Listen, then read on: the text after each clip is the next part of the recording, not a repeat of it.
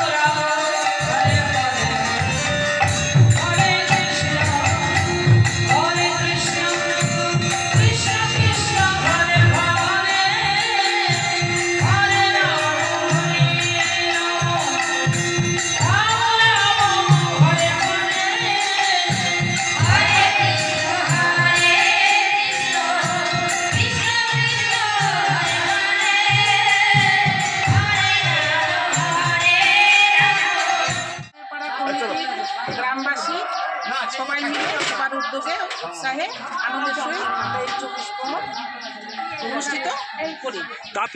তৃতীয় দিন 81তম হয়ে 81তে পা দিল। আজ আমাদের সূর্য পূজা এবং অন্ন পূজা হবে। কলকাতা থেকেও আসে, উত্তরবঙ্গ থেকেও আসে, দক্ষিণবঙ্গ থেকেও আসে। বর্তমান এখন পালা করছে স্থানীয় থেকেও নেই বিভিন্ন জায়গা থেকে। হ্যাঁ, আপনারা সোমবারের দিন আসবেন, দেখতে পাবেন নিজে। হ্যাঁ, 24 ঘন্টা। এই যে আমাদের রাঁধুনিরা আছে, গ্রামবাসী ছেলেরা আছে, তারা আনন্দের সহিত সবাই এই ওরটা ভিক্ষা করি এবং প্লাস গ্রামবাসীদের এবং সবাই ছেলে মেয়ে বউ সবাই ভিক্ষা করি।